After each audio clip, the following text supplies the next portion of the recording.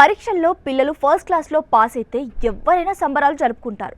కానీ కర్ణాటక బాగల్కోట్కు చెందిన 10వ తరగతి విద్యార్థి తల్లిదండ్రులు మాత్రం తమ కొడుకు ఫెయిల్ అయితే సెలబ్రేట్ చేశారు.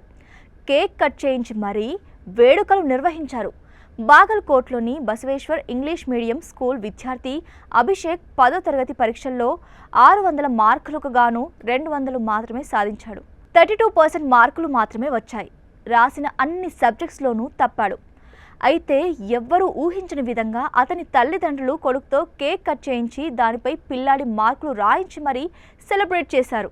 తమ కొడుకు విఫలమైంది పరీక్షల్లోనే కానీ జీవితంలో కాదని చెప్పారు. మళ్ళీ ప్రయత్నిస్తే విజయం సాధించవచ్చని వారు తెలిపారు.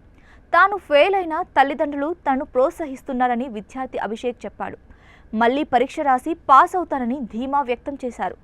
జీవితంలో కూడా విజయం సాధిస్తానని చెప్పుకొచ్చాడు. పరీక్షల్లో తప్పిన విద్యార్థులు కొందరు ఆత్మహత్యలకు పాల్పడుతూ ఉండడం ఇటీవలి కాలంలో ఎక్కువ అవుతోంది.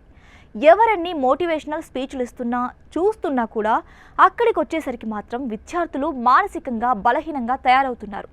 దీంతో తమ జీవితాన్ని అర్ధాంతరంగా ముగిస్తున్నారు. అభిషేక్ తల్లిదండ్రులు కూడా ఇదే ఫీల్ అయినట్టున్నారు. తప్పింది పరీక్షల్లోనే, జీవితంలో కాదన్నట్టు తమ కొడుక్కి అండగా నిలిచారు. అందుకే రిజల్ట్స్ వచ్చిన వారం 10 రోజులు పిల్లాడికి సపోర్టివ్గా ఉండడం కోసం కేక్ కట్ చేయించి సెలబ్రేట్ చేయడం వంటివి చేస్తున్నారట. క్రమంగా ఆ బాధను మర్చిపోయి మళ్ళీ చదువుపై దృష్టి సారించడానికి ఇది దోహదం చేస్తుందని నిపుణులు కూడా చెబుతున్నారు.